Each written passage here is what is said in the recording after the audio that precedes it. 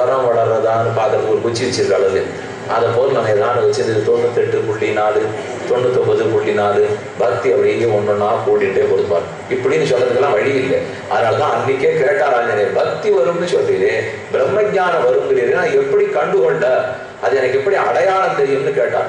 பிரம்மா பதில் சொல்றார், யார், இது கம்பராமாயணத்துல இருக்கு, யாரை தரிசிக்கும் போது ஆஞ்சநேயரே உன் எறும்பு உருகி அன்பு பெருகுகிறதோ அவர் பிரம்மம்னு தெரிஞ்சுக்கோ. அவரை தரிசித்த உடனே உன் என்பு உருக வேண்டும். என்புனா எறும்பு, என்பு உருகணும், அன்பு பெருகணும். இது நடந்தா அவர் தான் பிரம்மம்னு தெரிஞ்சுக்கொண்டால் அது நடக்கவே ஆஞ்சநேயர். எப்ப தெரியுமோ நடந்தது, ரிஷமூக பர்வத்தத்துல இவெல்லாம் ஒளிஞ்சிட்டு இருக்காங்க. ராமனு லக்ஷ்மணனும் அந்த பக்கமா வருகிறார்கள். சுக்ரீவன் முதல் பார்வை பார்த்தவன் பயந்துட்டான். இவன் என்ன வாலி அனுப்பிச்சு வச்சவாளா இருந்தா இன்னோட நம்ம முடிஞ்சோம், இவாளோட பார்த்தாலே தெரியுது நம்ம ஜெயிக்க போறது இல்லையா. ஒருவேளை வாலியின் பட்சமா இல்லைன்னால் நம்ம கோட்டியில சேர்ந்துட்டு வாலியை எதிர்க்கலாமா பார்ப்போம். இது சுக்ரீவனுடைய திட்டம். பக்கத்துல இருக்கிற ஹனுமானை பார்த்து நீர் போய் அவரை யாருன்னு தெரிஞ்சுட்டு வாருங்கிறார். ஹனுமான் வேஷத்தை மாத்தினார். குரங்கு ரூபத்தை விட்டுட்டு ஒரு பிக்ஷு சன்னியாசி ரூபத்தை எடுத்துக்கொண்டு ராமலட்சுமணர்களை தரிசித்து பார்த்து தெரிஞ்சு வரலான்னு வந்தார். வந்து பேசினதெல்லாம் அப்புறம் அவளை பார்த்தார். பார்த்த உடனே பிரம்மா சொன்னபடிக்கு எலும்பு உருக ஆரம்பிச்சுட்டான், அன்பு பெருகிட்டார். ஓஹோ, அன்னைக்கு சின்ன குழந்தையா இருக்கிறச்சே வரம் கொடுத்தாரே, இவர் தான் அந்த திருமால் போன்றது. துன்பினை துடைத்து மாய தொல்வினரன்னை நீக்கி தென்புலத்தண்ணி மீளா நெருகிக்கும் தேவரோதாம். துன்பினை துடைத்து, அனாதி காலமா சேர்த்து வச்சிருக்கிற கர்மங்கள், பாபம் புண்ணியம், துன்பினை துடைத்து மாய தொல்வின தன்னை நீக்கி, ரொம்ப நாள் இருக்கிற வினைகளை எல்லாம் நீக்கி, தென்புலத்தன்றி, தென்புலங்கிறது யமபட்டணம், நரகம், தெற்கு திசையில் இருக்கிற நரகப்பட்டினம், தென்புலத்தன்றி நரகத்தின் பக்கமே போகாமல் மீளா நெறிவிக்கும் தேவரோதான், திரும்பி வராத வைகுந்தத்தை கொடுக்கக்கூடிய தேவனி வந்தானோ என்று நினைத்து உருகினார். அதுதான் பிரம்மா கொடுத்திருக்கிற வரம், பிரம்மஞானம் ஏற்படுக என்பது. அமித்ராணாம் பயகரா மித்ராணாம் அபயங்கரா அஜேயோ கவிதா புத்ரா தவமாருத மாருதி. ஏ வாயு பகவன், இனிமே நீர் கவலைப்பட வேண்டாம். இவன் நட்பில்லாதவர்களுக்கு விரோதியா இருப்பார், நண்பர்களுக்கு நண்பராக இருப்பார். ரொம்ப பெரியவாரிடத்துல பணிவோட நடந்துப்பார், அல்பர்களை துவம்சம் பண்ணி விடுவார். காமரூபா காமச்சாரி காமகா பிரபதாம்பரா காமரூபா. இவர் என்ன உருவம் எடுத்துக்கணும்னு நினைச்சாரோ அந்த உருவத்தை எடுத்துப்பார். காமச்சாரி, எங்கு போகணும்னு நினைக்கிறாரோ அங்கங்கு போவார். காமகா, இவர் போகும்போது தடங்களே யாரும் ஏற்படுத்த முடியாது. வேண்டிய உருவத்தை எடுத்துக்கலாம், வேண்டிய இடத்துக்கு போகலாம். இவர் போகும்போது எங்கு தடங்கள் ஏற்படுத்த முடியாது. அதனாலதான் மைனாக்க இவரை தடங்கல் பண்ண முடியல, சுரசா இவரை தடுக்கிறதுக்கு முடியல, சிம்ஹிகா இவரை தடுக்கிறதுக்கு முடியல. ஏன்னா பிரம்மாவரம் கொடுத்துக்கா. இவர் தான் தாவறதிலேயே மிகச் சிறந்தவரா இருப்பார்.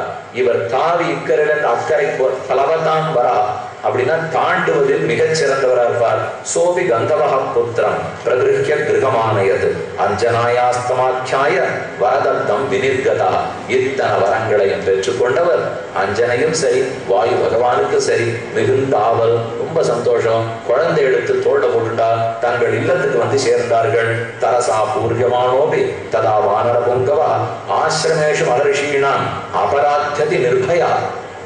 இத்தனை வரம் கொடுத்த பலம்.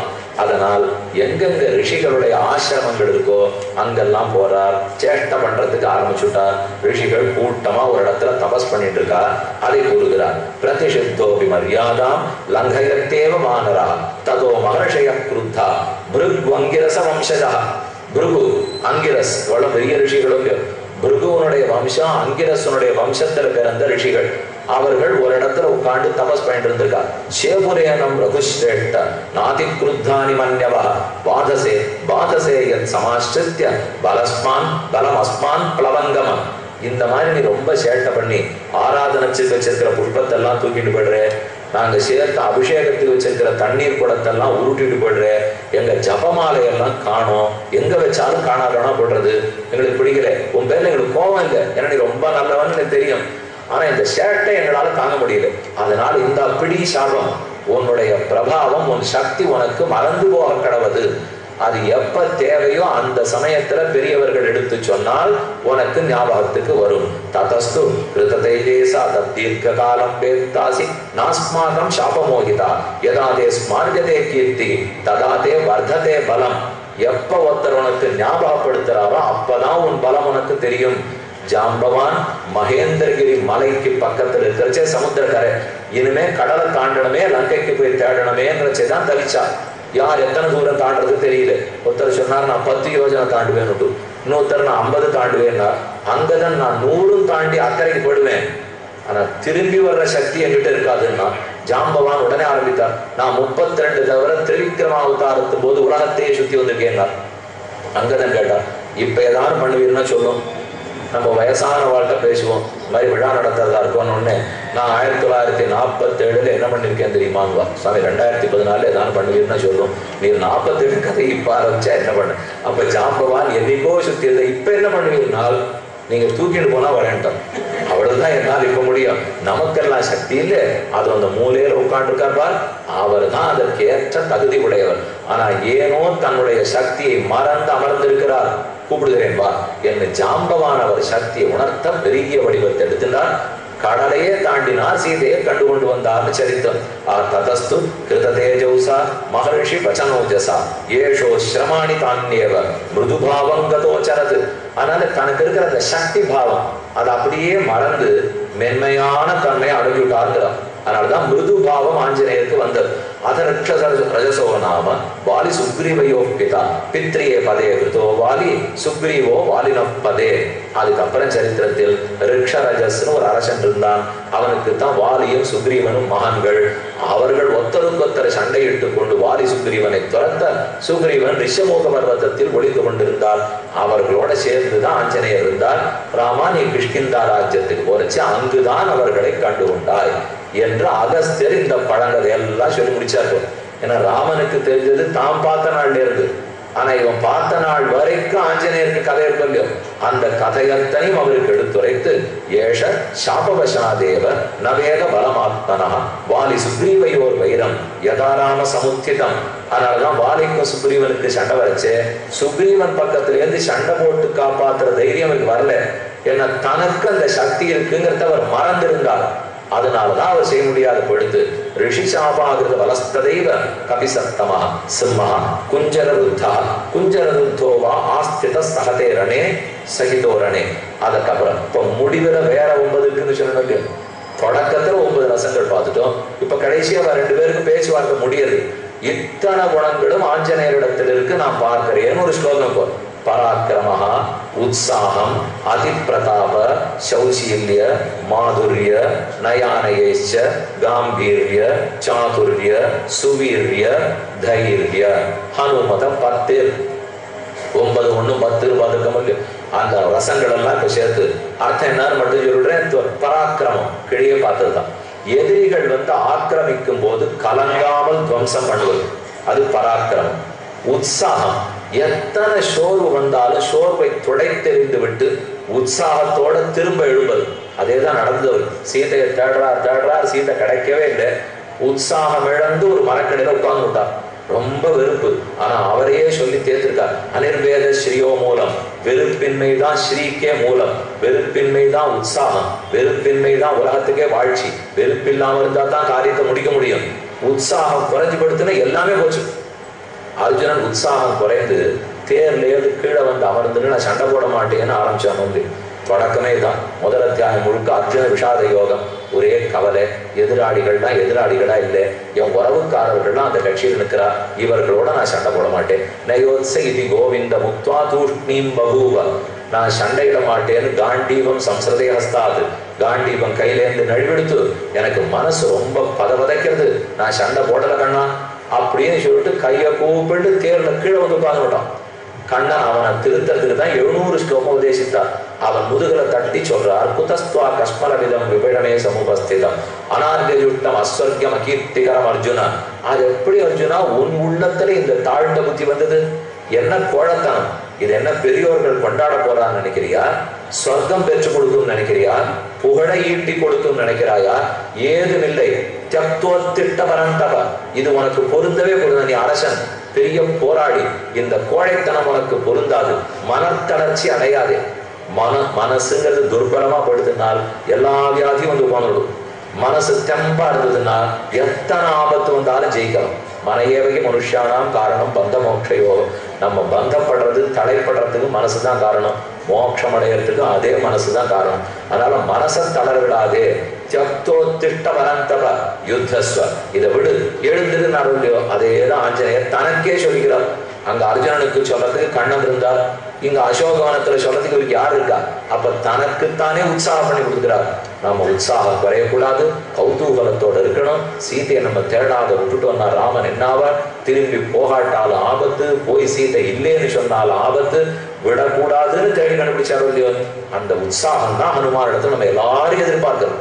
வீட்டிலேயே கூட கொஞ்சம் மன தளர்ச்சியா இருக்கு, என்னமோ அப்படியே ஆபத்துகள் வந்துட்டே இருக்கு, ஒன்றும் முடியலன்னா கொஞ்ச நாள் போய் அவரை சேவிச்சுட்டு வந்தோம். அவர் அந்த திருவடியை தின்னு வச்சிருக்காரு. அவர் தொட, அவருடைய முழந்தாள், அந்த கணுக்கால் அதை அவர் அழுத்தி வச்சுன்னு கையை கூப்பி நம்ம ராமனை எதிர்பார்க்கிற தோரணையை பார்த்தாலே எல்லா ஆபத்தும் பஞ்சா பறந்து போடும். நமக்கு இழந்த தளர்ச்சி அத்தனை தொலைந்து போய் மறுபடியும் புத்துணர்ச்சி வந்துடுறது இல்லையோ. அந்த உற்சாகத்துக்கு தான் அவர் எடுத்துக்காட்டு. பராக்கிரமம், உற்சாகம், அதி பிரதாபம். பிரதாபம் புகழ் பெறுவதற்காக என்னென்ன செயல்களோ அனைத்தும். அவர் புகழுக்கு ஆசைப்படலை, ஆனா அவர் செஞ்சிருக்கிற ஒன்னொன்னு புகழ் பெற்று கொடுத்தது இல்லையோ. சௌசீல்யம், தான் எத்தனை பெரியவரா இருந்தாலும் எவ்வளவு எளியவனிடத்திலையும் உயர்வு தாழ்வு வித்தியாசமே பார்க்க மாட்டான். தான் எத்தனை வேணா உயர்ந்தவனா இருக்கட்டும், யாரோட வேணா பழகுவார். அந்த பழகு இனிமை, மாதுரியம், பேச்சில் இருக்கிற இனிமை. அவர் 5 நிமிஷம் பேசினா சீதையை மயங்கிட்டானே. அவர் பேசின பேச்சுக்கு உயிரை விட போன பரதனே நிமிர்ந்து நின்றுட்டானே. அப்ப பேச்சு எவ்வளவுன்னா இருக்கணும். இதுல அழகா போட்டி பாருங்க ஒருத்தருக்கு ஒருத்தர். ராமனே ரொம்ப பேச்சுல சமர்த்தர், வால்மீ ஸ்ரீமான்னு பேர் எடுத்தவர். ஆனா அந்த ராமர் ஹனுமான பேச்சாளின்னு கொண்டாடி இருக்கிறது இவ்வளவு இல்லை. தான் ஆறுன்னு ஆஞ்சநேயர் வந்து ராமன்கிட்ட சொல்லிவிட்டார். அதுக்கப்புறம் லக்ஷ்மணனை ராமன் பேச சொல்ல நம்ம ஆறுன்னு சொல்லுனார். லக்ஷ்மணன் பேசுறது வாயை திறந்தார். இது லக்ஷ்மணன் அவசரப்பட்டு பேசி பேரை கொடுத்துடாதேன்னாரு. என்ன ராமா, நன்னாத்தானே பேசினேன், 1000 நாக்கு கொண்ட ஆதிசேஷனுடைய அவதாரம் லக்ஷ்மணன், நீ ஜாகிரதையா பேசி பேரை கொடுத்துடாது என்ன ராமன் ஏன்னு கேட்டார். இவன் பேச்சனா இத்தனை நாள் யார் பேசியும் கேள்விப்பட்டதே இல்லை. கல்லாத கலையும் வேத கடலுமே என்னும் காட்சி ஒரு சொல்லாலே தோன்னித்தனோ, விரிஞ்சனோ விடவலானோ, பிரம்மாவே வந்திருக்காரோ, பரமசிவன் வந்திருக்காரோ, இவர் படிக்காத வேதம் இல்லை, கற்காத வியாக்கரணம் இல்லை, தெரியாத நியாயசாஸ்திரம் இல்லை, அனைத்தும் கற்று வைத்திருக்கிறான். இப்படி ஒரு பேச்சாளி நான் பார்த்ததில்லை என்று ராமனே ஆஞ்சநேயரை கொண்டாடிருக்கார். அப்ப அவர்கிட்ட எத்தனை பட்டம் பாருங்க. நேரம் அணைப்பு பட்டம், சீத்தை கொண்டு போய் முத்து மாலை கொடுத்த பட்டம், இது ஒரு லக்ஷ்மணன் முன்னாடி பேச்சு பட்டம், சிறந்த பேச்சாளிங்கிற பட்டம். இவ்வளவு நன்னா பேசுறவர் அவர் சொல்ல இருக்கும். சீத்தை இடத்துல பேசிட்டு வந்தாலும் இல்லையோ, ஆமா அப்படி ஒரு மதுரமான பேச்சு நான் கேட்டதில்லை. அவ கொஞ்சம் தான் பேசினா, ரொம்ப தளர்ந்து போயிருந்தா. ஆனா அதுக்குள்ள அவ கேட்ட கேள்விகள் உண்டு பாடுறாமா, அவ பேசின தெளிவு உண்டு பார். இப்படி நான் பேச்சே கேட்டதில்லைன்னு ஆஞ்சநேயர் சொல்றார். ராமன் உடனே அவர்கிட்ட, என் சீத்தையினுடைய பேச்சு உனக்கு தெரியாது, அவளை ஜெயிக்க ஆளே கிடையாதுன்றாரு. அவளு என்ன பேசுவாள், மதுரா மதுரா லாபா கிமாஹம பாமினி. சீதையை பார்த்துட்டு வந்தேன், ஒரே செய்தி, 1 மாசத்துக்கு மேல் உயிரோடு இருக்க மாட்டேன்னு சொன்னாலும் முடிச்சுட்டார் ஹனுமான். ஆனா ராமனுக்கு அது திருப்தியே இல்லை. ஒரு பெரிய பாராயணத்துல போய் ஏறி உட்காண்டாராம். உட்கார்ந்து விட்டு அவ பேசின ஒரு வார்த்தையும் மறக்காம எனக்கு சொல்லுங்கிறாரு. அதுக்கப்புறம் தான் மொத்தத்தையும் ஞாபகப்படுத்தி சீத்தை சொன்ன எல்லாத்தையும் சொல்றார் ஹனுமான். அவ்வளவு ஆசை, கணவனுக்கு அதை கேட்டுக்கிறதுல ஆசை இருக்கணும், மனைவிக்கு அதை போல பேசுற சாமர்த்தியம் இருக்கணும். 2 இருக்குதுன்னா குடும்பம் நன்னாவே இருக்கு. அவளுக்கு அந்த பேச்சு சாமர்த்தியம் இருக்கு. ராமனை விடாம கேட்டார். அதை சொல்றவாடு நன்னா சொல்லணும் இல்லையோ. ஆஞ்சநேயர் சொல்லவே நல்லா இருந்தது. வாச்சா தர்மம் அவாப்புனகி. இத்தனைக்கு என்ன பெரிய தொண்டு புரிந்தார், வாக்கால் தொண்டு புரிந்தார். பேச்சு தானே அவர் பண்ணது. இங்கேருந்து போய் அங்க தூது சொன்னது, அங்கேருந்து வந்து இங்கே சொன்னது, அனைத்தும் அந்த ஒரு பேச்சில் அடங்கிப்படுத்த இல்லையோ. இந்நிகழ்ச்சி ஸ்ரீராமனின் அருளமுதமாக வழங்கப்பட்டது.